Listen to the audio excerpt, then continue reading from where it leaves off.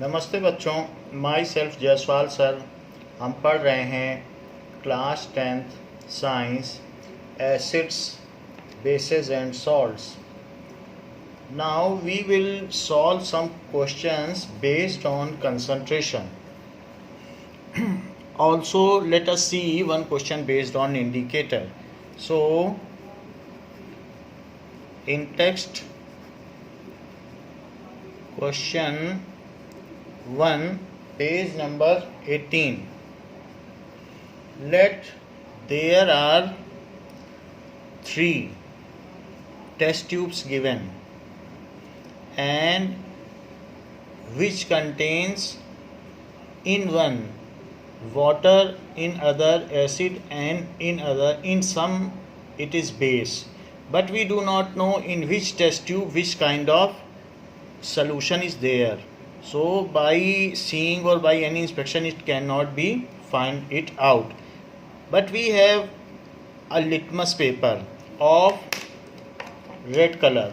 So this is provided to us for our help to find out which of them contains acid, base and salts. Let us label them A, B, C और हमें ये पता लगाना है किसमें acid है, किसमें base है, किसमें वाटर है. So let A is water, B is B को ले लें base and C is acid. Place litmus paper 1 by 1 in all. ये सरप्लस हैं, ये सिंगल नहीं है, ये काफ़ी हैं, 2-3 हैं और भी ज़्यादा हैं. So place red litmus paper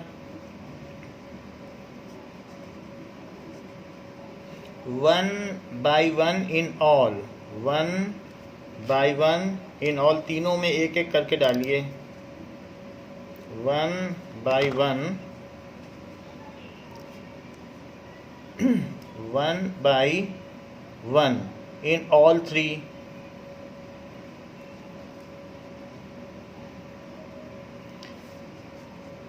The test tube which contains base, जैसे मैंने इसमें A में वाटर मान लिया है तो इसमें वाटर है, इसमें B में बेस है, इसमें एसिड है. So the test tube which contains base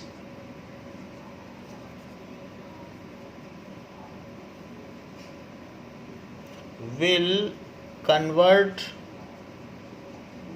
red litmus into blue. Red litmus to blue. तो label is base and now segregate it. Label it as base and separate it. Yes, segregate it.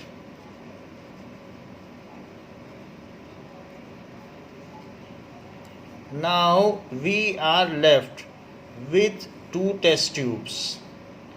One contains base, हटा दिया तो अब A और C बची.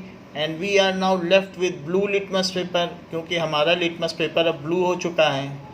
सो blue litmus हो गया है. Now put blue litmus paper 1 by 1 in rest of 2 test tube. Put blue litmus paper 1 by 1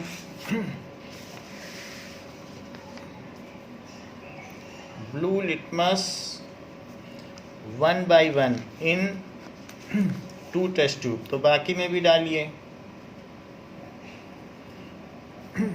blue litmus 1 by 1 in both the test tube. In A and C test tube.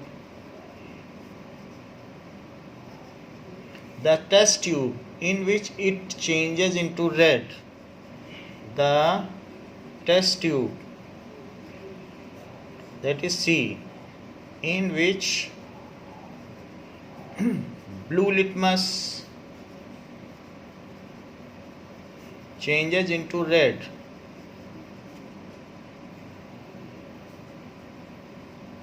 Is acid. And the third one,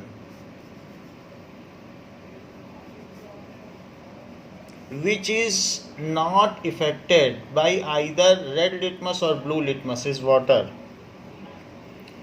which is neither affected by red nor blue litmus. That means it does not change its color.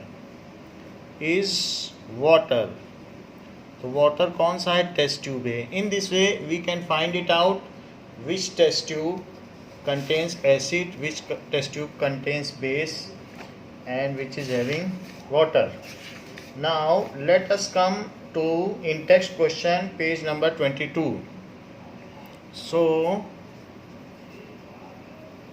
in text questions page 22, first question says, why should curd and source substance not be kept in brass and copper vessel? Why should curd and source substance, कोई भी अचार हो या ये हो, इसको steel के बर्तन, कॉपर के बर्तन में या ब्रास के बर्तन में क्यों नहीं रखते? सोर substance is not kept in copper or brass vessel. इसको नहीं रखा जाता. अगर आप कर्ड को रखेंगे कॉपर के बर्तन में तो कॉपर के बर्तन में रखने पे इसमें ग्रीन ग्रीन चारों तरफ हो जाएगा, आपकी दही हरी हो जाएगी. सो acid reacts with copper and brass vessel. Acid reacts with copper and brass vessel. उनसे ये रिएक्ट करता है.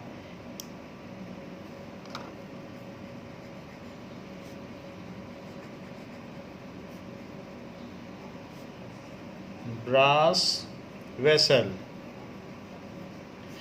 Curd contains lactic acid and other source substances are also acidic, and other source substances are also acidic. They form harmful chemical substance if they are kept in copper and brass vessels. They form harmful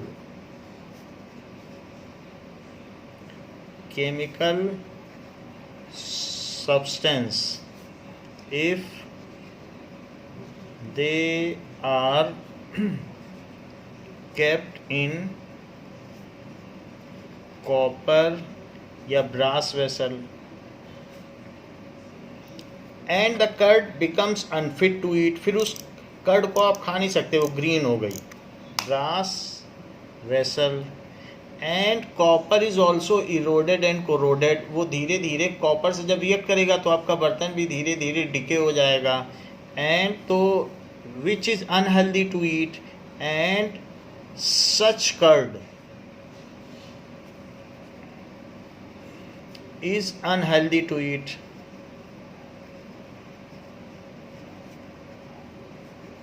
तो इसलिए उसको हम नहीं रखते ऐसे बर्तनों में. Unhealthy to eat. So they are not kept in copper and brass vessels. बर्तन तो खराब होगा, वो बात अलग है. Which gas is usually liberated when acid reacts with metal. So which gas is usually liberated when acid reacts with metal. when acid reacts with metal, अगर HCl sodium से रिएक्ट कर जाए या जिंक से रिएक्ट कर जाए तो कौन सी गैस निकलती है? Illustrate with an example how will you test for the presence of this gas. Illustrate with example how will you test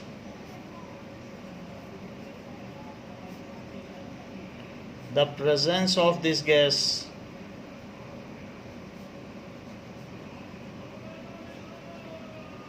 Now देखिए, जब एसिड रिएक्ट करता है ये इसकी केमिकल प्रॉपर्टी है. So hydrogen gas is liberated. Hydrogen gas is liberated when acid reacts with metal. When acid reacts with metal, तो ऐसा होता है.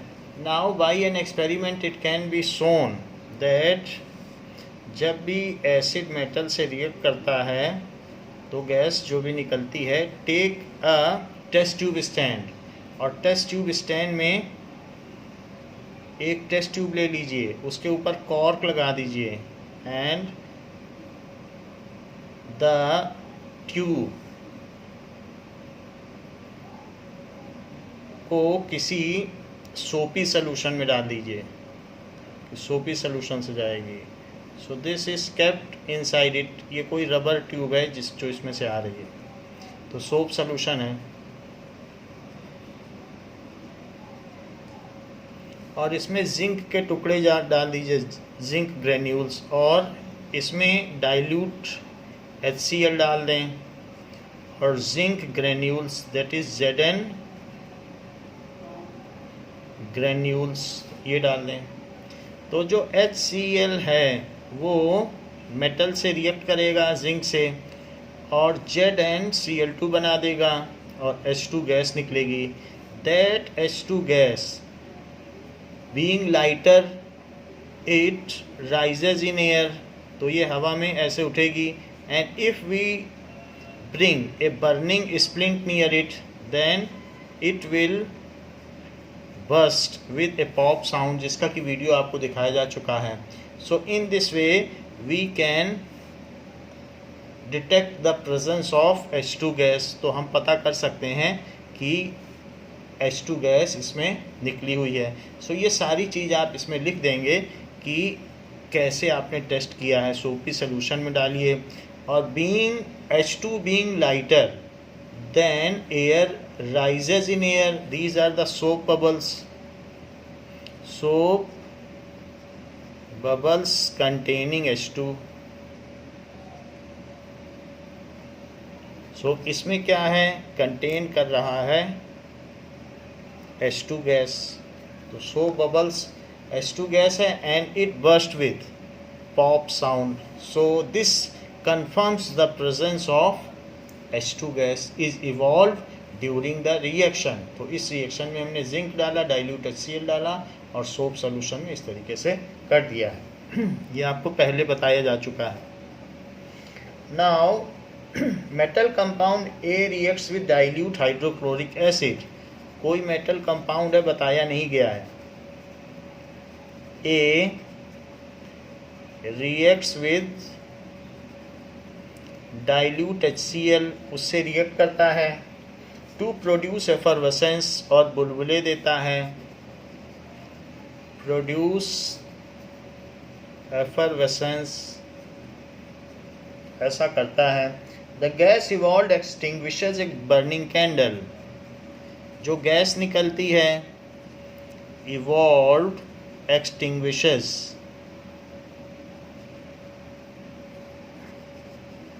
अ burning candle.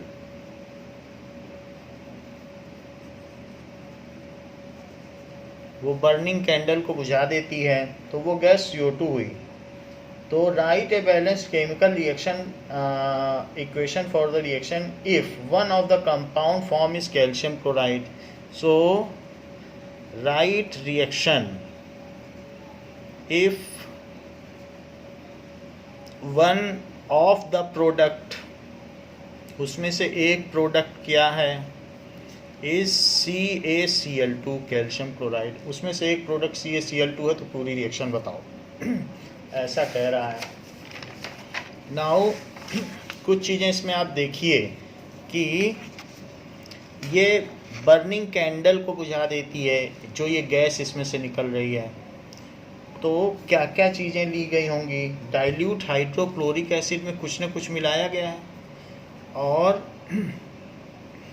Dilute hydrochloric acid तो दे रहा है, बट नीचे कुछ और चीज़ है वो नहीं पता है. डाइल्यूट HCl, एंड इसमें से कुछ गैस निकलती है, और अगर उस गैस को आप यहाँ पर किसी कैंडल के पास ले आते हो तो वो कैंडल बुझ जाती है. It extinguishes. So burning candle को ये जो गैस इसमें से निकल रही है वो एक्सटिंग्विश कर देती है, तो वो CO2 गैस हुई. And what ever is formed, तो जो बन रहा है एक कंपाउंड तो कैल्शियम क्लोराइड है, एक गैस CO2 है. ये सारी चीज़ें यहाँ जो लिया गया है वो HCl है. इस साल्ट का पता नहीं चल रहा है, ए के साथ इसने रिएक्ट की, तो किसके साथ रिएक्ट करता है. Acid when reacts with metal carbonates और metal bicarbonates then they form. तो वो क्या करते हैं, then they form evolve carbon dioxide gas. When acid reacts with metal carbonates or metal bicarbonates,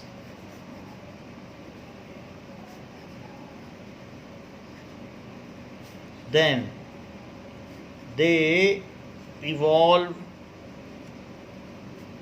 CO2 gas which is fire extinguisher, जो कि अग्निशमन के रूप में प्रयुक्त होने वाली गैस है, विच इज़ फायर एक्सटिंग्विशर. तो the reactions suggested are, the balanced chemical reactions are.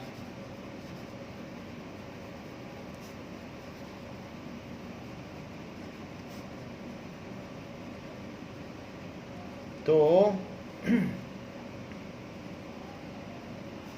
ये चीज़ है. तो इसमें हम HCl से रिएक्शन करा दें, या तो आप कैल्शियम कार्बोनेट से रिएक्शन करा दीजिए, तो CaCl2 बन जाएगा, और साथ ही साथ CO2 निकलेगा और वाटर निकलेगा, लेकिन वाटर अंदर ही रह जाएगा उसी टेस्ट ट्यूब में. या फिर आप इस HCl की कैल्शियम बाइकार्बोनेट से रिएक्शन करा दें, ऐसे केस में भी CaCl2 ही बनेगा और CO2, लेकिन अब 2 CO2 बनेंगे क्योंकि इसमें होल ट्वाइस है. होल ट्वाइस, अगर 3 होते तो होल थ्राइस. सो 2 CO2 बनेगा, और 2 हाइड्रोजन यहाँ, 2 हाइड्रोजन यहाँ, 4 हाइड्रोजन हो गए, तो 2H2O बनेगा.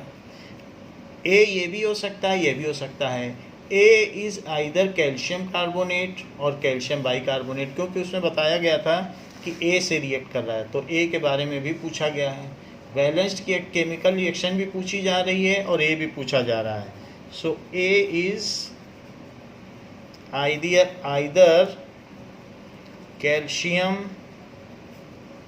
कार्बोनेट और कैल्शियम बाइकार्बोनेट.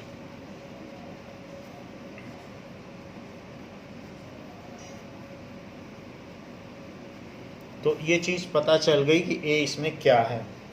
नाउ अब हम देखेंगे in text questions page number 25. So let us solve in text question page number 25.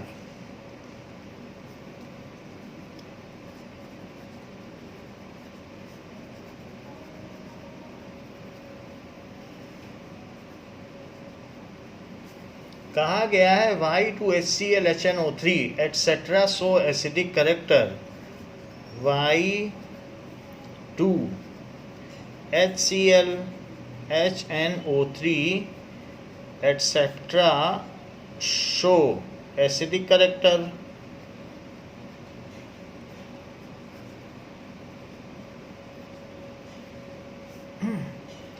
In aqueous solution,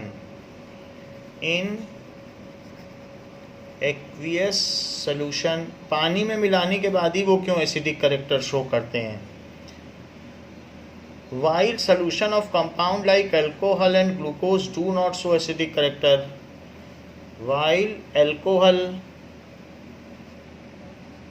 and glucose और ग्लूकोज नहीं करते, glucose do not show acidic character, जबकि उसमें भी हाइड्रोजन होता है.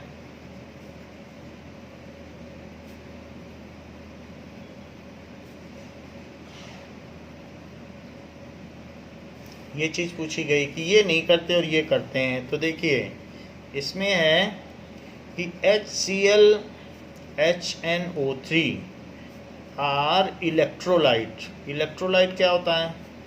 इलेक्ट्रोलाइट जो टूट जाए आयंस में, which dissociates into cation and anion. So electrolyte and they release H plus ion, dissociate in water,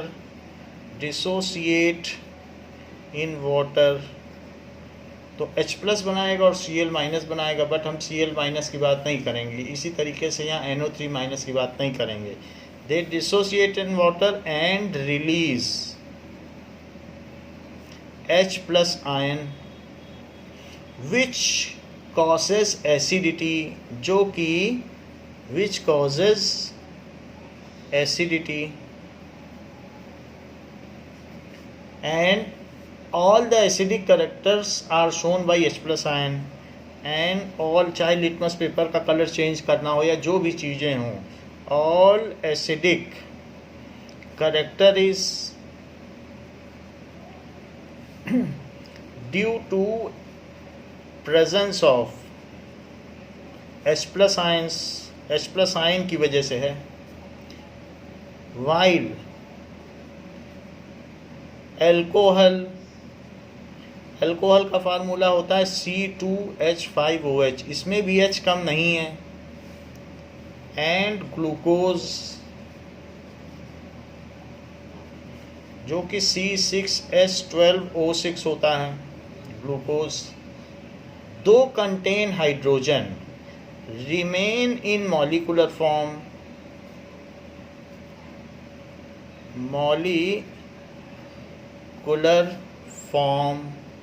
in water में भी ये अपनी जो आणविक अवस्था है उसे नहीं छोड़ते. in molecular form in water and do not dissociate, do not ionize भी लिख सकते हो, ionize and release H plus ion, न तो वो आयोनाइज होते हैं and they do not ionize and hence do not release any H plus ion, do not release any H plus ions. In fact they are non electrolyte, वो charge carriers होते ही नहीं, वो टूटते ही नहीं हैं. ग्लूकोज सोल्यूशन में इलेक्ट्रिसिटी पास करोगे तो सर्किट कंप्लीट नहीं होगा, अल्कोहल में भी नहीं होगा, जबकि HCl में करोगे तो हो जाएगा, क्योंकि वो H प्लस और Cl माइनस में टूट जाता है और चार्ज कैरियर का काम करता है. In fact they are non electrolyte,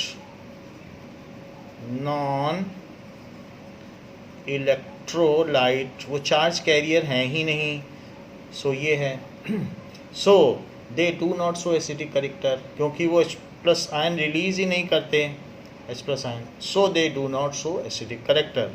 so they do not show acidic character.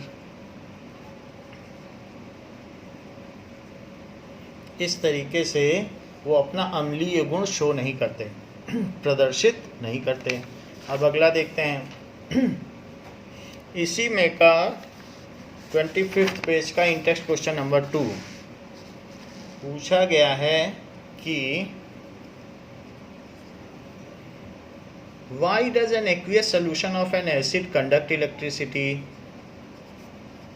Why does an aqueous solution of acid conduct electricity? किसी अम्ल का जलीय विलयन विद्युत का परिचालन क्यों करता है? तो ये क्यों इलेक्ट्रिसिटी कंडक्ट करता है? सो एसिड ब्रेक्स डाउन या dissociates. Acid is an electrolyte. Electrolyte word जरूर लिखना. इलेक्ट्रोलाइट यानी charge carrier. Charge carrier. It dissociates into H plus ion and counter anion. कोई ना कोई एनायन भी बनेगा negative. Counter anion which acts as charge carrier and move towards opposite electrode if a battery is connected and moves towards opposite electrode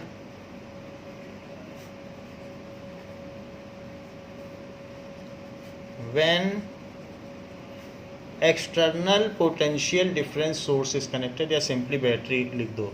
When cell is connected,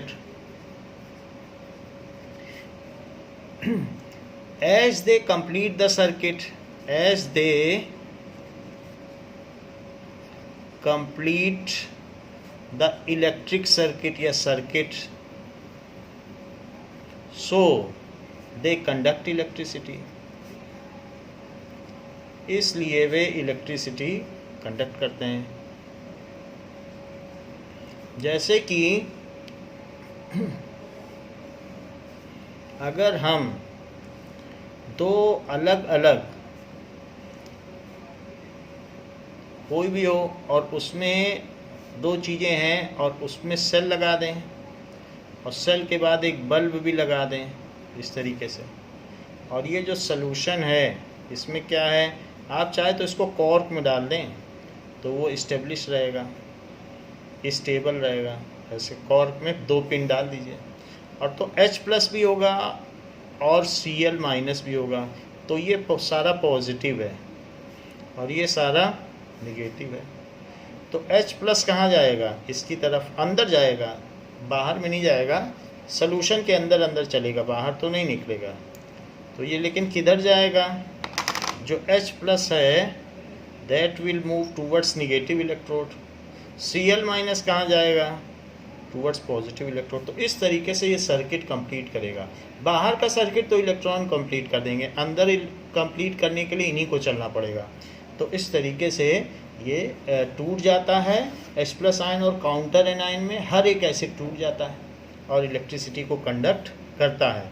जबकि glucose के solution में इसमें molecular form रहती है, वो टूटता ही नहीं है. मान लो आपको जो पिछला सवाल बताया था, इस सवाल के लिए तो नहीं है लेकिन पिछले सवाल के लिए, कि अगर आप उसमें सेल लगा देते और एक बल्ब लगा देते तो यहाँ तो बल्ब जल जाएगा. ये बल्ब जल गया है, ये बल्ब नहीं जलेगा. क्यों? क्योंकि अब इसके अंदर सर्किट कंप्लीट ही नहीं होगा. वो जो C6H12O6 है वो अपना मॉलिक्यूलर फॉर्म में रहेगा, वो टूटेगा ही नहीं. अब जब टूटेगा नहीं तो ना इधर चलेगा ना उधर चलेगा. जब अंदर आयन्स ही नहीं होंगे तो इलेक्ट्रिसिटी कैसे कंडक्ट होगी, सर्किट कैसे कंप्लीट होगा? तो इसलिए सर्किट कंप्लीट होने के लिए अंदर आयन्स को चलना पड़ेगा, तो तभी सर्किट कंप्लीट होगा. बैटरी का काम है इधर की ओर इलेक्ट्रॉन भेजना, लेकिन इलेक्ट्रॉन तो वो तभी भेज सकती है कि उन इलेक्ट्रॉन को न्यूट्रलाइज करने के लिए H+ चलें। जितने H+ चलेंगे वो सारे इलेक्ट्रॉन न्यूट्रलाइज होते जाएंगे, फिर वो और इलेक्ट्रॉन भेजेगी और नहीं तो 2-4 इलेक्ट्रॉन भेजेगी, फिर जब रिपल्सन स्टार्ट हो जाएगा तो फिर वो भेजना बंद कर देगी। यहाँ इसने भेजे 2-4 इलेक्ट्रॉन, लेकिन उनको सबसाइड करने के लिए कोई H+ आयन आया ही नहीं। इधर भी यहाँ से इसने खींचे इलेक्ट्रॉन और उधर भेजे, क्योंकि इलेक्ट्रॉन ही चलते हैं किसी भी सर्किट में। लेकिन अब यहाँ से जब H+ या कुछ और चले, इसको न्यूट्रलाइज करे, तब तो वो और भेजे। वो भेजना चाहती है, ये लोग रिपेल कर देते हैं कि नहीं अब और मत भेजो, ये पहले ही बहुत रिपल्शन है, तो इसलिए सर्किट नहीं हो पाता और ये बल्ब भी नहीं जलता, सर्किट कंप्लीट नहीं हो रहा। Third, why does dry HCl does not change the color of dry litmus paper? Why does dry HCl gas, HCl एक गैस है,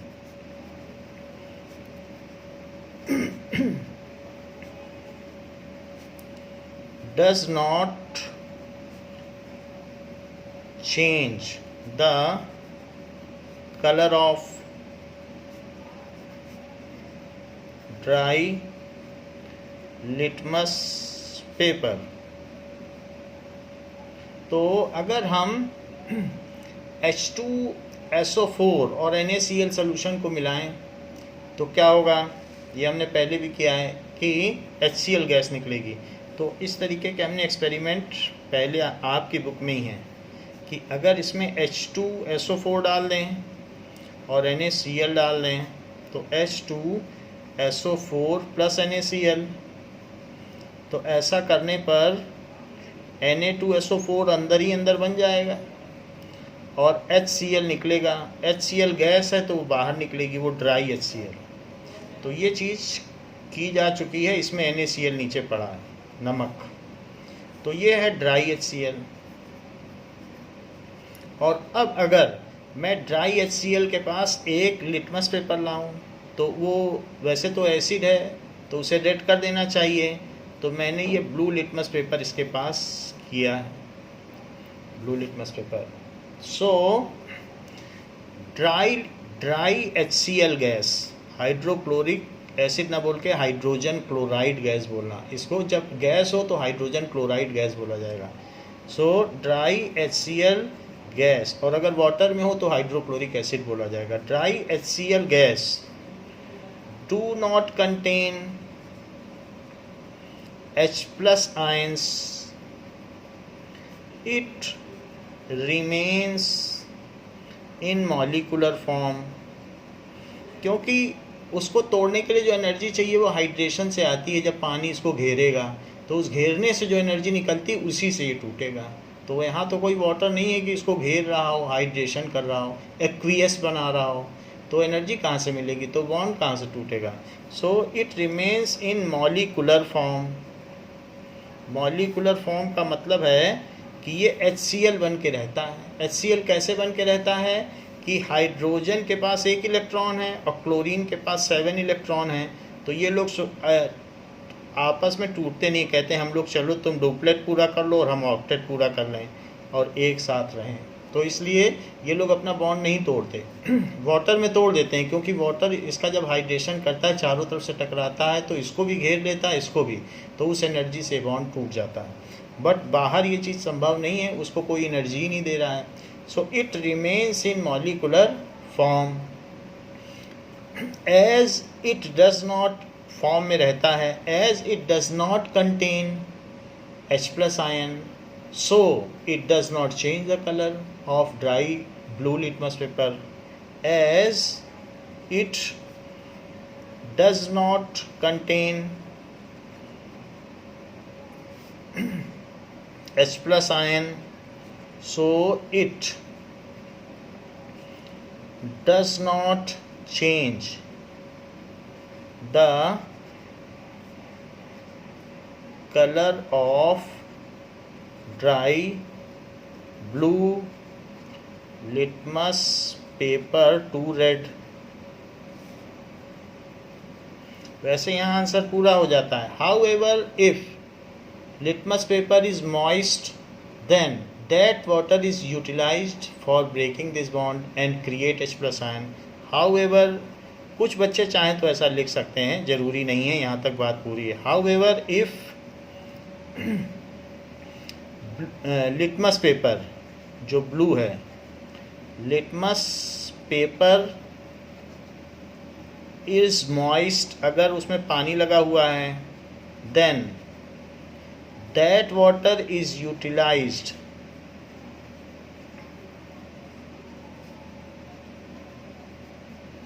to break HCl molecule, to break, dissociate भी लिख सकते हो, HCl molecule in and release H+ ion. हमें तो H+ से मतलब है, Cl से कोई मतलब नहीं है. Cl भी रिलीज होगा and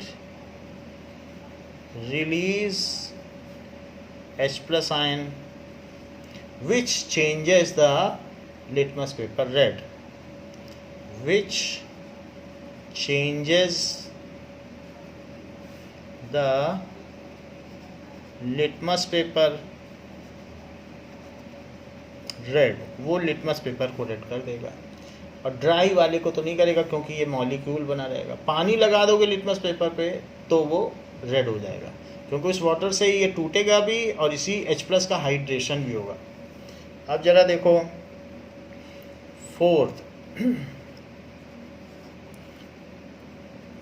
while diluting an acid, it is recommended that acid should not be added to water. It is recommended that acid should be added to water and not the water in acid. So while diluting acid, it is recommended that acid, ये ऐसा बताया जाता है कि acid should be added to water and not the water to acid. पानी को नहीं मिलाना चाहिए एसिड में, कंसनट्रेटेड एसिड में, and not the water to acid.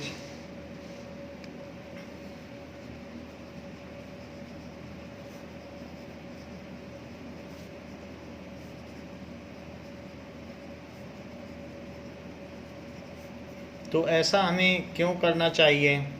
Now water has large heat capacity.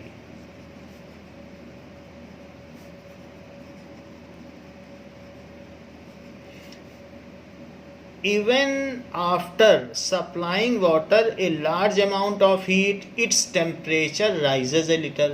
घंटों उबालोगे पानी तब उसका थोड़ा टेम्परेचर बढ़ता है. दिन भर धूप पड़ती रहती है तब भी लोग बिना सोचे समझे नदी में कूद जाते हैं, और वही रेत जलती रहती है, पानी फिर भी ठंडा रहता है. तो बहुत सारी हीट लेकर भी पानी का टेम्परेचर थोड़ा ही बढ़ता है.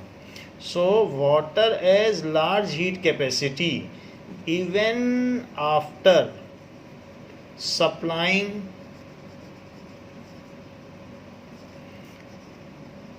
large amount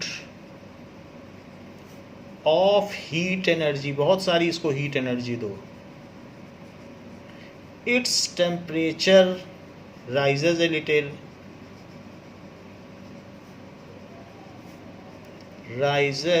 little, we know, हम जानते हैं, that dilution of concentrated acid is an exothermic reaction.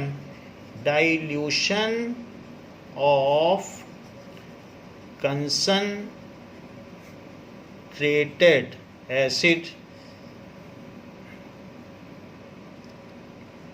is an exothermic reaction. ये एक्सोथर्मिक रिएक्शन है, यानी कि सांद्र अम्ल को तनु करने की प्रक्रिया एक उष्माक्षेपी अभिक्रिया है. डाइल्यूशन ऑफ कंसनट्रेटेड एसिड, यानी कंसनट्रेटेड यानी प्योर एसिड में पानी मिलाना, ये एक हीट रिलीजिंग रिएक्शन है. So it is an heat releasing reaction.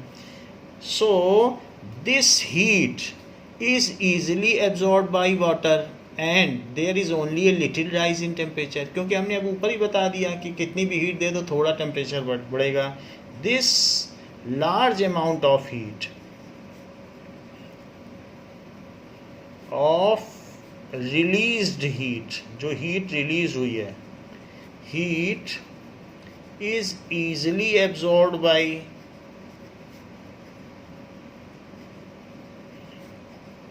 water and it results in little rise in temperature.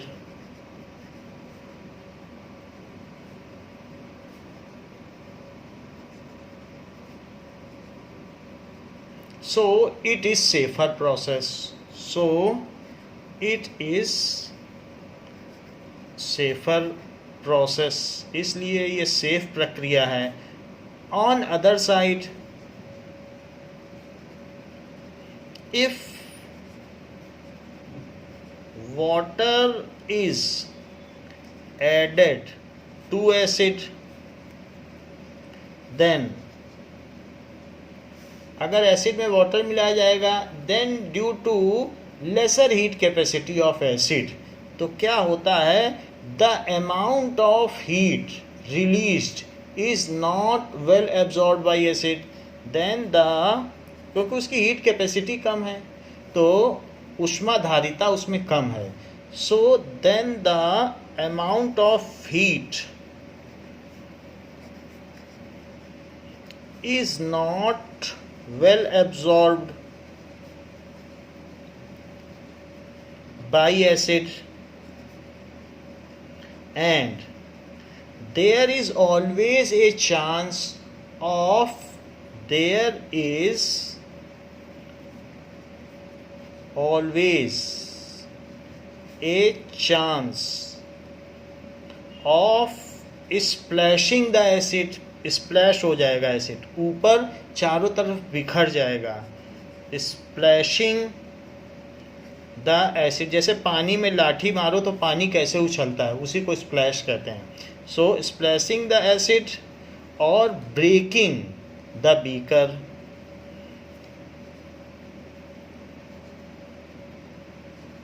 Of beaker,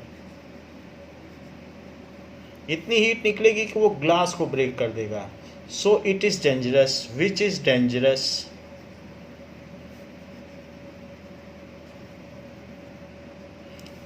ये चीज़ है. तो इसलिए हमें पानी में एसिड डालना चाहिए, ना कि एसिड में पानी. बात कही गई है कि how is the concentration of hydronium ion affected when A solution of acid is diluted. So 5th question में कहा गया है, how is the concentration of hydronium ion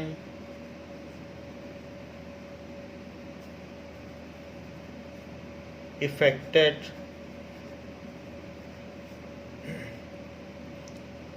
when a solution of an acid is diluted. मतलब क्या effect होगा, कम होगी कि ज़्यादा होगी effect. when a solution of an acid is diluted. अगर किसी सॉल्यूशन को डाइल्यूट किया जाए तो H+ आयन में क्या फ़र्क पड़ेगा. हाइड्रोनियम आयन क्या होता है, H+ ion plus water is H3O+, यही हाइड्रोनियम आयन है. Hydronium ion. So H+ ion is very reactive, so it cannot stay separately. ये वाटर से मिक्स होकर H+ की बात की जा रही, तो समझो इसी की बात की जा रही. So we know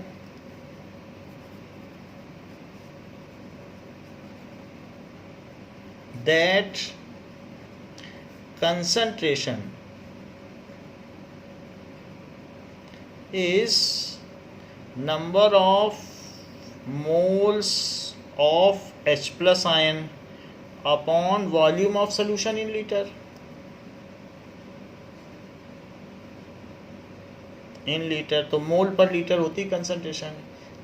by adding water volume of solution rises. पानी के डाल देने से ये वॉल्यूम तो बढ़ जाएगा, but the number of moles of H plus ion does not rise, क्योंकि हम एसिड तो मिला नहीं रहे हैं.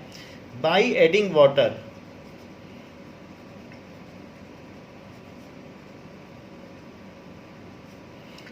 Volume of solution increases. Volume of solution increases, but number of moles of H plus ion does not increase. वो तो नहीं बढ़ेंगे, क्योंकि वो जितने H प्लस आयन उसमें है वो है. पानी डालने से कैसे H प्लस बढ़ जाएंगे? अगर शरबत में पानी डालोगे तो क्या उसका मीठापन बढ़ जाएगा? बढ़ेगा नहीं. जितनी चीनी पहले थी उतनी ही रहेगी, पानी बढ़ता चला जाएगा. So number of moles of H plus ion increases. तो ये वही रहा numerator. As numerator does not change but the denominator increases, so the gross value decreases, hence the concentration decreases. As denominator of formula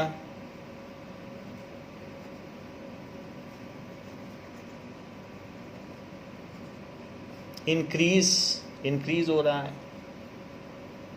but numerator remains constant.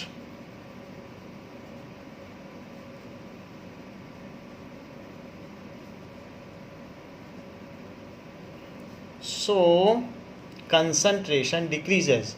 तो जैसे कोई भी चीज़ हो तो आप 1/2 पिज़्ज़ा लेना चाहेंगे कि 1/3, तो कोई कहेगा 1/2 बड़ा है, हम 1/2 लेंगे. जितना डिनोमिनेटर बढ़ जाएगा चीज़ उतनी छोटी हो जाएगी. कोई कहे 1/10 पिज़्ज़ा ले लो, तो वो तो 10वां हिस्सा हुआ पिज़्ज़ा का. तो इस तरीके से अगर 2 मोल पर लीटर हो और 2 मोल 6 लीटर में हो तो क्या अच्छा है? पर लीटर में है तो वो बहुत तेज़ सोल्यूशन है, और 5 लीटर पानी मिला दो तो 2/6 हो जाएगा, तो वो छोटी चीज़ हो गई. सो concentration decreases.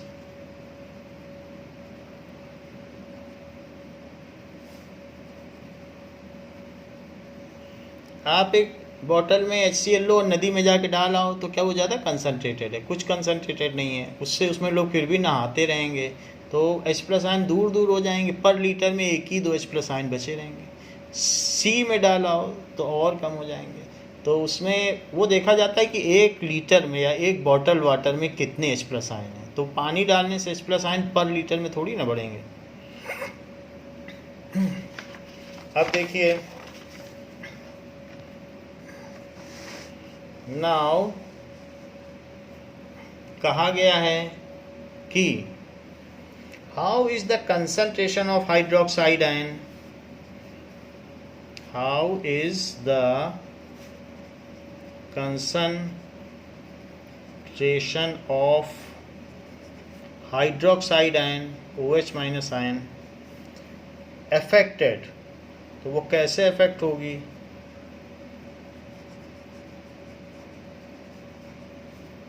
When excess base is dissolved in a solution of sodium hydroxide, when excess base is dissolved in a solution of sodium hydroxide, तो कैसे कंसंट्रेशन इफेक्ट होगी? तो जो बेस है वो हम एक्सेस वाला डाल रहे हैं. एक्सेस का मतलब उसमें बहुत ज़्यादा OH आयन है, उसकी कंसंट्रेशन ज़्यादा है. सो इसका आंसर क्या हुआ? वॉल्यूम तो बढ़ेगा बट लेकिन एक्सेस बेस है, तो ज़्यादा बेस है तो उसमें ज़्यादा OH आयन है. तो क्या कहा जा सकता है कि व्हेन एक्सेस बेस, अब इस केस में न्यूमरेटर बढ़ रहा है, is dissolved in NaOH, then number of moles of OH ion, हमने बहुत तेज बेस डाल दिया है उसमें। मान लीजिए पहले जो सोल्यूशन था उसमें 10 मोल पर लीटर थे, अब मैंने ऐसा डाल दिया 20 मोल पर लीटर वाला, तो 20 और 10 मिल के 30 हो गए, और एक एक लीटर 2 लीटर हो गया। तो जहाँ पहले 10 मोल पर लीटर था तो अब हो गया 10, और ये 20 वाला डाल दिया, तो 10 + 20 और दोनों का एक एक लीटर 2, तो अब ये 30/2, तो 15 मोल पर लीटर हो गया। तो बढ़ गया कि नहीं कंसंट्रेशन, यानी तेज बेस डाल दिया। तो number of moles of OH ion पर litre increases, so concentration of solution, उस विलयन की सांद्रता बढ़ जाएगी, increases, यही बात कही है। 10 मोल पर लीटर वाला सोल्यूशन था, 20 मोल पर लीटर वाला डाल दिया, तो टोटल मोल 30 हो गए, टोटल लीटर 2 हो गए, दोनों का एक एक लीटर, तो 30/2 15 हो गया, 15 मोल पर लीटर हो गई उसकी कंसंट्रेशन। पहले 10 थी, अब 15 हो गई, बढ़ गई कि नहीं। तो इस तरीके से हम देख रहे हैं कि बेस डालोगे, बेस में और तेज बेस डाल दोगे तो और बढ़ जाएगी।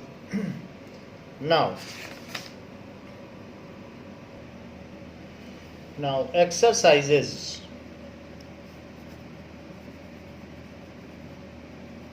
सो हम कंसंट्रेशन के बेसिस वाले क्वेश्चन कराएंगे, बीच बीच में दिए हुए हैं, तो ये कंसंट्रेशन का कॉन्सेप्ट और अच्छा हो जाएगा। Now question number 1, question number 2 करते हैं। सो सेकंड क्वेश्चन कह रहा है a solution reacts with crushed egg shells, a solution reacts with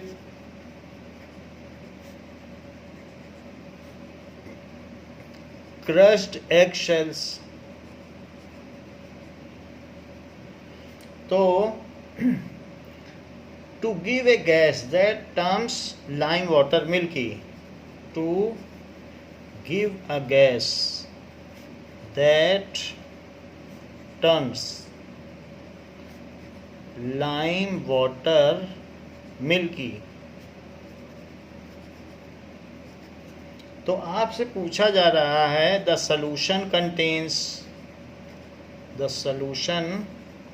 contains, उसमें क्या है, इसमें NaCl है या उसमें HCl है या उसमें LiCl है या उसमें KCl है, ये 4 चीज़ पूछी गई। कौन सा है, ये ऑप्शनल है, MCQ। तो पूछा गया है CaCO3, जो एग होगा, एग शेल्स, तो अंडे का जो कवर होती है ऊपर की, वो कैल्शियम कार्बोनेट की होती है। तो एसिड रिएक्ट्स करता है कैल्शियम कार्बोनेट से, और वो क्या देता है, CaCl2 देता है और CO2 देता है और साथ में वाटर देता है।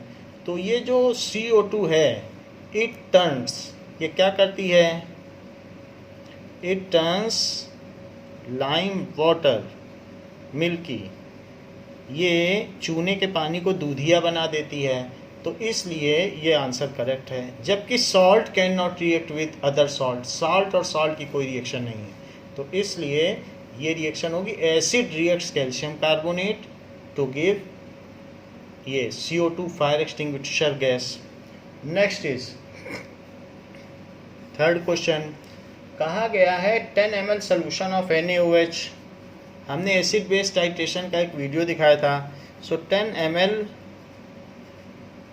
solution of NaOH is found to be completely neutralized,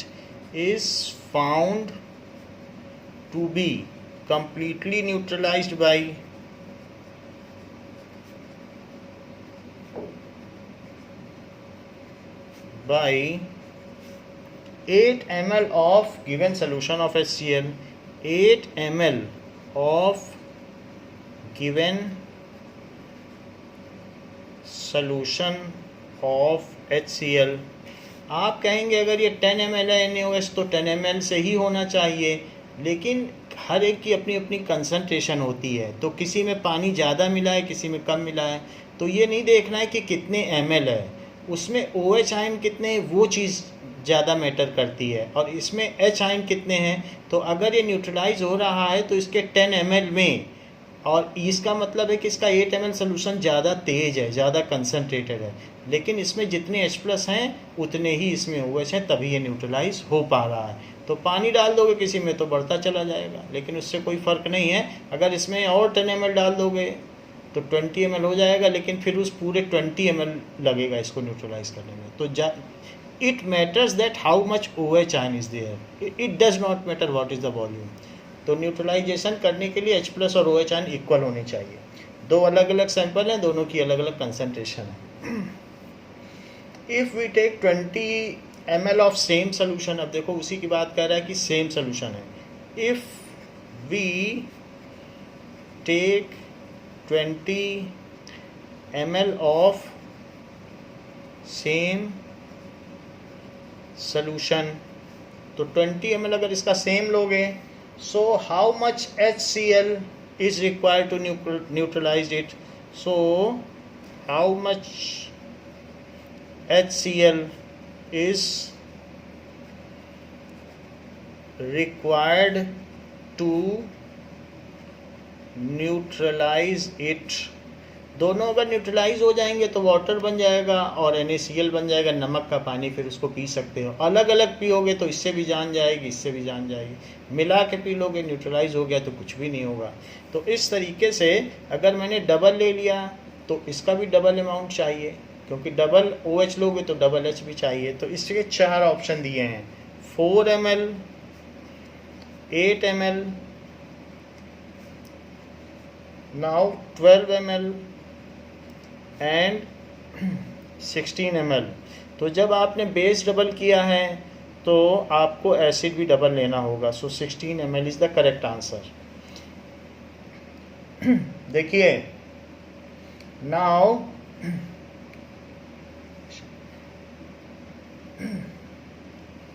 fourth question दिया है, which one of the following medicine is used for treating indigestion? Which one of the following medicine type of medicine is used for treating indigestion?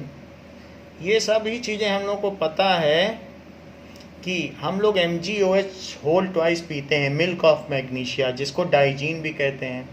So in digestion, so MgOH होल twice लेते हैं। अगर पेट में acidity बढ़ जाती है तो ऐसे केस में हमें बेस लेना पड़ता है। तो आपको क्या लेना चाहिए? क्या आपको एंटीबायोटिक लेना चाहिए? एंटीबायोटिक क्या होता है? ऐसे बैक्टीरिया जो दूसरे बैक्टीरिया को मारते हैं। तो वहाँ हमें बैक्टीरिया तो मारना नहीं है, हमारे पेट में हाइपर एसिडिटी हो गई है, तो हाइपर एसिडिटी को हमें न्यूट्रलाइज करना होगा। तो आपको एंटीबायोटिक नहीं लेना होगा, ये एक बैक्टीरिया है या माइक्रो ऑर्गेनिज्म है जो दूसरे को मारता है। नाउ एनालगैसिक, क्या इन्फ्लेमेशन हो रहा है, कहीं जलन हो रही है, तो हम एनालगैसिक भी ना लें, it is for inflammation. Now antacid, antacid जो एसिड को सब्सिडाइज करे वो एंटासिड है, उसको बेस कहते हैं। एंट यानी एंटी ऑफ एसिड, एसिड को जो काट दे, न्यूट्रलाइज कर दे, बेस। तो हम इसी को लेते हैं, डाइजीन हो या कुछ भी हो या इनो हो, सब में MgOH होल ट्वाइस होता है। और चौथी चीज़ कही गई है एंटीसेप्टिक, कहीं चोट लगी होगी स्किन पे तो एंटीसेप्टिक लगाया जाता है, जैसे बोरोलिन हो गया, विको टर्मरिक हो गया। सो एंटी सेप्टिक कहते हैं कि भाई इसको सेप्टिक हो गया है, इसको एंटीसेप्टिक लगाओ, ठीक। सो इट इज़ फॉर डर्मिटाइटिस, अगर आपकी स्किन की प्रॉब्लम है तो ये लगाना चाहिए, तो हमें एंटासिड ले लेना चाहिए। क्योंकि वही हमारे अंदर की हाइपर एसिडिटी या ज़्यादा एसिडिटी को सब्सिडाइज करेगा। नाउ अब बात कही गई है फिफ्थ क्वेश्चन की। फिफ्थ क्वेश्चन क्या कह रहा है? Right word equation and then balanced equation for the reaction taking place. Write word equation and balance equation.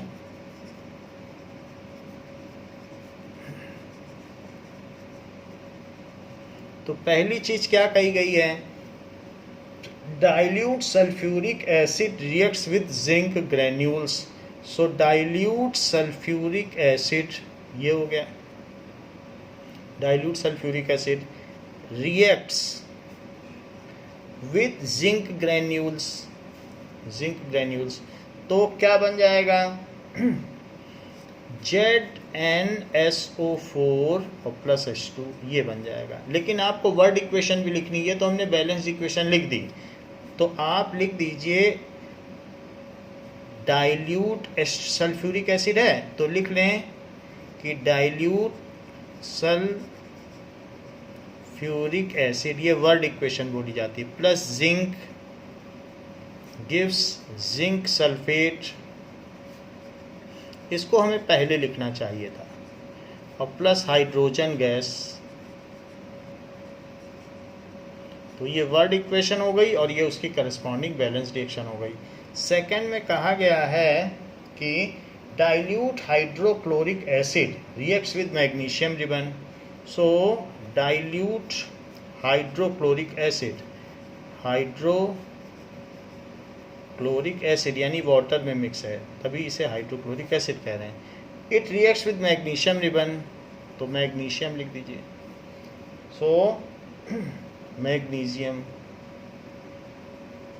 So it forms, क्या बनेगा? Magnesium chloride. Magnesium chloride, magnesium chloride. So ये form करेगा magnesium chloride.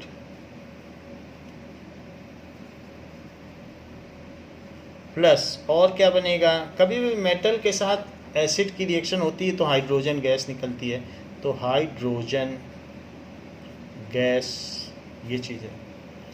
तो इसको लिख लें HCl plus Mg gives MgCl2 plus H2, और यहाँ 2 लगा दें, तो ये बैलेंस्ड केमिकल रिएक्शन हो गई।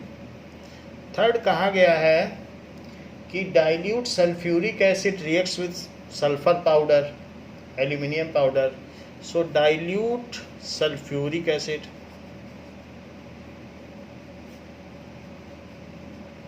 रिएक्ट्स विद, तो डाइल्यूट सल्फ्यूरिक एसिड है, रिएक्ट्स विद सल्फर, तो दिस गिव्स, अब sulphur it reacts with aluminium. Question में दिया है इट रिएक्ट्स विद एल्यूमिनियम, तो इसकी एल्यूमिनियम से रिएक्शन करा दें। एल्यूमिनियम, एल्यूमिनियम से रिएक्ट करने पर क्या क्या बनेगा? Now it forms aluminium sulphate. इससे रिएक्ट होगा तो एल्यूमिनियम सल्फेट बनेगा। और क्या बनेगा?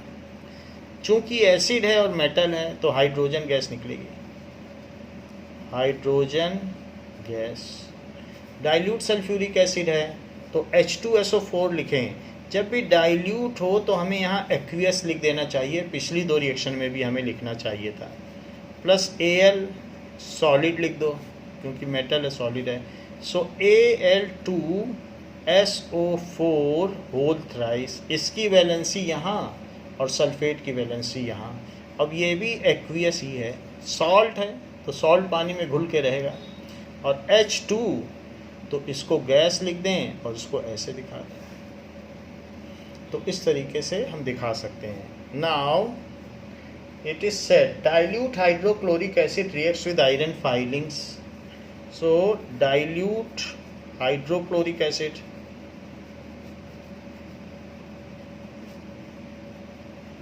Plus iron filing, so it is iron है तो Fe और इससे रिएक्ट करेगा, सो Fe, तो Fe तो नहीं लिख सकते हैं, आयरन क्लोराइड बनेगा, तो आयरन 2 क्लोराइड बनेगा, आयरन 2 क्लोराइड। अगले स्टेप में रिएक्शन लिखेंगे, iron chloride plus hydrogen gas, hydrogen gas, so इसको लिख लीजिए HCl aqueous plus Fe solid reacts with FeCl2 plus, आप चाहें तो यहाँ 2 रोमन में लिख सकते हैं, और प्लस H2, तो FeCl2 एक्वियस हो गया और ये गैस हो गई। तो इस तरीके से रिएक्शन है। अब इसको बैलेंस कर लें, तो ये ऊपर वाली भी रिएक्शन बैलेंस नहीं है, इसे भी बैलेंस कर लें। ये 3 है सल्फेट आयन, तो यहाँ 3 लगा लें, ये 2 लगा लें, तो कितने वाटर हाइड्रोजन रिलीज होंगे? 3H2 है तो यहाँ पर 3 लिखें, 3 रिलीज होंगे, 3, तो इसको 3 कर लें, 3H2। तो बाकी इसे ये देख लें क्या ये बैलेंस है? Yes it is balance. तो हमें बैलेंसिंग भी देखनी है कि everything should be balanced. 6th question कहता है कि compound such as alcohol and glucose also contain hydrogen but does not categorized as acid. So compounds such as alcohol and glucose also contains H plus hydrogen, उन सब में भी hydrogen होता है, they also contain hydrogen but they are not categorized as acid, but they are not categorized as acid, उनको अम्लों की श्रेणी में नहीं रखा जाता। Describe an activity to prove it, describe an activity to prove it. So देखिए लगभग थोड़ा तो हमने पहले आपको बता दिया है कि alcohol and glucose are of organic nature. तो ये क्या होता है? ऑर्गेनिक ओरिजिन, जो भी ऑर्गेनिक्स में होते हैं हम लोगों में पाए जाते हैं वो मॉलिकुलर फॉर्म में ही रहते हैं, कार्बन कंपाउंड्स। सो एल्कोहल C2H5OH है जो विस्की होती है, and Glucon D glucose C6H12O6 are of organic origin, एक मिनरल होता है जो अर्थ से मिलता है और एक प्लांट से या हम सब में पाया जाता है। तो जो प्लांट से या एनिमल प्रोडक्ट होता है उसको कहते हैं ऑर्गेनिक ओरिजिन। सो ये सब चीज़ें, चीनी से अल्कोहल बनता है और ग्लूकोज तो फोटोसिंथेसिस से बनता है, तो इसलिए ये ऑर्गेनिक ओरिजिन है। Of organic origin they remain in molecular form even though they are dissolved in water, they remain in molecular form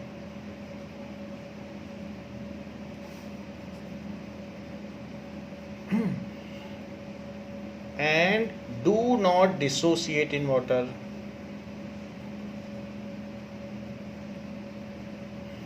Into ions in water. Water में ये आयंस में डिसोसिएट ही नहीं होते हैं। जब आयंस में डिसोसिएट नहीं होंगे so they do not release H plus ion, so they do not release H plus ion, H plus ion release भी नहीं करेंगे।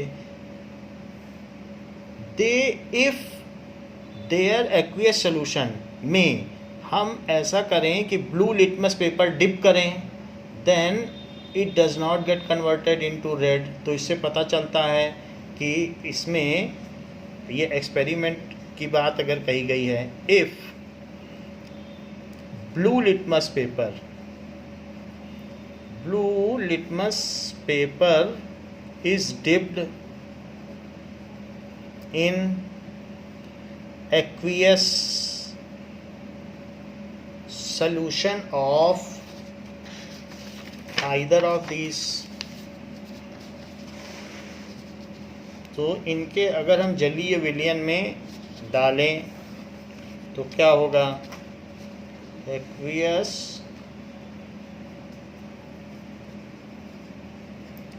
solution of either of these, then the color of litmus paper does not changes to red, then the color of litmus paper does not changes to red. This confirms that H plus ions are absent in such solution. That H plus ions are absent in such solutions and they are not acidic.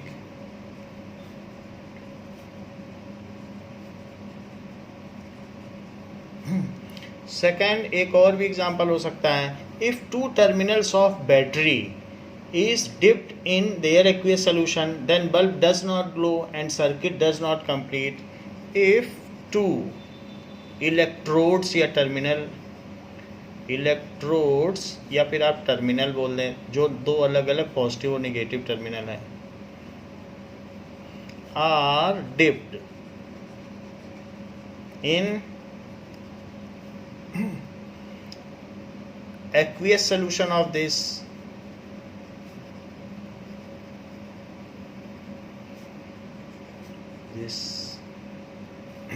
connected with cell and a bulb, connected with cell and bulb, then bulb does not glow.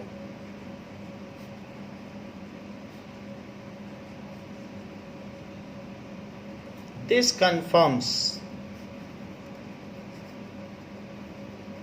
that they are non-electrolyte, ये टूटते ही नहीं हैं ions में, non-electrolyte and do not complete circuit, ion ही नहीं है देते, तो ये सर्किट को ही नहीं कंप्लीट करते।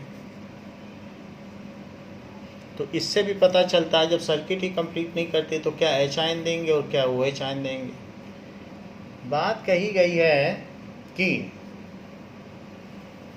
why does distilled water not conduct electricity whereas rain water does? Why does distilled water, इसके लिए वो आप फिगर बना सकते हो जो फिगर आपको पीछे हमने दिखाया है। Why does distilled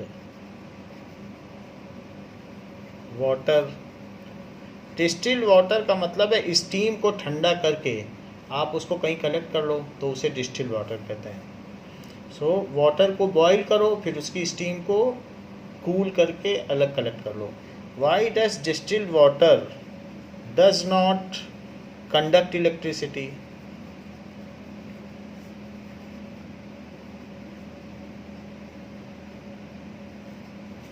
बट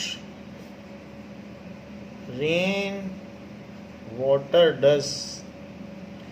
अब देखो डिस्टिल्ड वाटर में H प्लस और OH आयन होते तो हैं, हमने आपको बताया है कि 10⁻⁻⁷ मोल पर लीटर होते हैं, लेकिन ये संख्या बहुत कम है। और it is insufficient to conduct electricity. तो इतनी माइक्रो एम्पियर में इलेक्ट्रिसिटी होगी 10⁻⁻6 एम्पियर कि वो आप नोटिस भी नहीं कर पाओगे। सो डिस्टिल्ड वाटर में कोई मिनरल आयंस प्रेजेंट नहीं होते, it is free from minerals. अगर हम डिस्टिल्ड वाटर पियेंगे तो हमारी बॉडी में मिनरल्स नहीं पहुंचेंगे, ज़रूरी मिनरल्स, और हम बीमार पड़ जाएंगे। सो डिस्टिल्ड वाटर किस काम में आता है? इन्वर्टर की बैटरी में डालने के काम में आता है। सो डिस्टिल्ड वाटर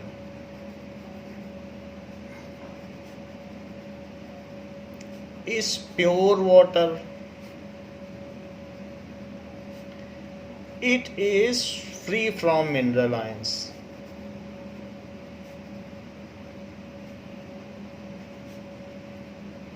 वैसे जो हम रेलवे का पानी या मिनरल वाटर पीते हैं बिस्लेरी का, उन सब में सोडियम आयन होता है, हमारी हेल्थ के लिए पोटेशियम आयन होता है, क्लोराइड आयन होता है, सल्फेट आयन होता है, ये सारी चीज़ें होती हैं। इसके अलावा कैल्शियम और मैग्नीशियम के भी आयंस होते हैं, तो ये सारी चीज़ें उसमें होती हैं। लेकिन डिस्टिल्ड वाटर में तो कुछ भी नहीं होता। It contains only H2O molecules. तो यहाँ हम इसको डिस्क्लोज नहीं कर रहे हैं कि इसमें 10⁻⁻7 मोल पर litre H+ and 10⁻⁻7 mole OH ion होते हैं, क्योंकि it is too less to conduct electricity. So इसमें सिर्फ मॉलिक्यूल्स होते हैं। And it is non-electrolyte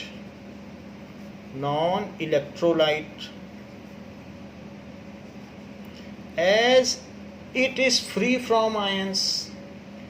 It is free from ions, so it does not conduct electricity as it does not complete the circuit. So it does not conduct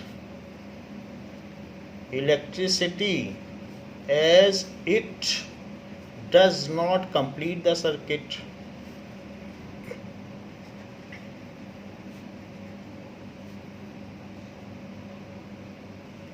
While rain water, जब raining होती है तो क्या होता है? Rain water contains all minerals. तो जब वो नीचे गिरता है तो हवा में सल्फ्यूरिक एसिड है, कार्बन डाइऑक्साइड है, तो उसमें कार्बोनेट आयन आ जाते हैं, सल्फेट आयन आ जाते हैं, और न जाने कौन कौन से और आयंस आ जाते हैं। तो और उसी के करस्पॉन्डिंग H+ आयंस भी आ जाते हैं। So while rain water contains mineral ions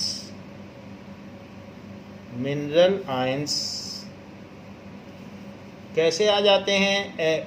as rain water reacts with the gases present in air, and उससे ये रिएक्ट कर लेता है तो कार्बोनेट आयन आ जाएगा, उसमें सल्फेट आयन आ जाएगा, और H+ आयन भी आ जाएगा। ये सारे आयंस होंगे mineral ions. So it acts as electrolyte,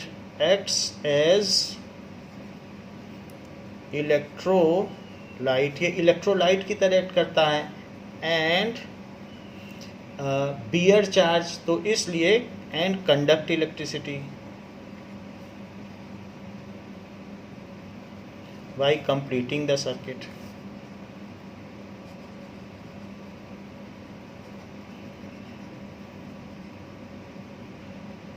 तो ये कहा जा सकता है कि रेन वाटर इलेक्ट्रिसिटी को कंडक्ट करता है। नाउ क्वेश्चन में पूछा गया है, why do acid not show acidic behaviour in absence of water? Why do acids not show acidic behaviour in absence of water? So acid remains in molecular form. हमने आपको बताया है कि जैसे वाटर होता है तो वाटर में जब H प्लस और Cl माइनस अलग अलग होते हैं तो वो पानी से घिर जाते हैं, तो उनके सराउंडिंग ऐसे पानी से घिर जाने से, वाटर भी तो पोलर है, वाटर में भी H प्लस और OH ये प्लस और माइनस चार्जेस होते हैं, उसके दो एंड होते हैं, तो इस प्रोसेस को कहते हैं हाइड्रेशन। तो वाटर अगर देखा जाए तो वाटर इस तरीके का होता है, और ये एंड होता है निगेटिव और ये होता है थोड़ा सा पॉजिटिव। डेल्टा का मतलब पार्शियली, पूरी तरह से तो चार्ज नहीं आएगा, तो ये दोनों प्लस है, ये माइनस है। तो जब क्लोराइड आयन को प्लस प्लस वाले घेर लेते हैं और O दूर बना रहता है, जबकि H प्लस को O माइनस पास से घेर लेता है और H दूर बना रहता है। इस प्रोसेस में इतनी एनर्जी निकलती है कि जो HCl के बीच का बॉन्ड है उसे तोड़ने के लिए काफ़ी है। एक मॉलिक्यूल का हाइड्रेशन होगा तो इतनी एनर्जी निकलेगी कि 10 मॉलिक्यूल टूट जाएंगे। तो ये process of hydration releases so much energy which facilitates the cleavage of bond या ब्रेकिंग ऑफ बॉन्ड। तो अगर एसिड, वैसे तो एसिड या HCl की ही हम बात करें तो थोड़ी देर पहले आपको बताया था कि इनके बीच में मॉलिक्यूलर बॉन्डिंग होती है और इनका ऑक्टेट और डुप्लेट पूरा रहता है, लेकिन इस बॉन्ड को तोड़ने के लिए बहुत एनर्जी चाहिए, 436 किलो जूल की एनर्जी चाहिए पर मोल, तो वो एनर्जी इससे मिल जाती है हाइड्रेशन से। सो acid remains in molecular form in absence of water. वो ये मॉलिक्यूलर फॉर्म है, इसको कहेंगे HCl, ये इसका मॉलिक्यूल है। इस बॉन्ड को एक है, इसको एक लाइन से दिखा देंगे। Acid remains in molecular form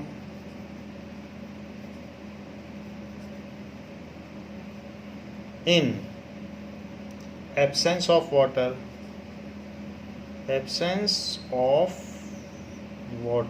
and do not contain H plus ion, उसमें H plus ion होते ही नहीं, and do not contain H plus ion।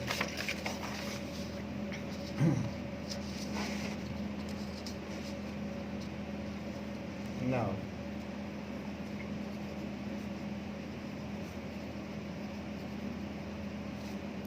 H plus ions, H plus भी लिख सकते हो या हाइड्रोनियम आयन, कुछ भी लिख सकते हो। So they do not show acidic behaviour, so they do not show acidic behaviour in absence of water।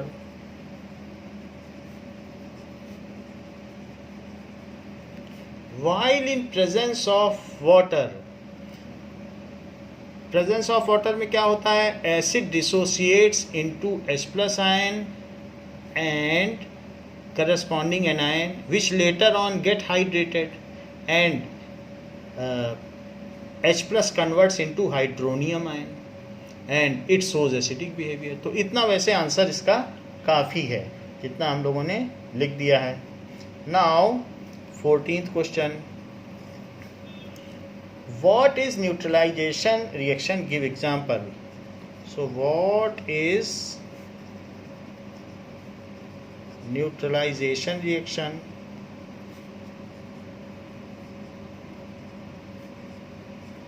Give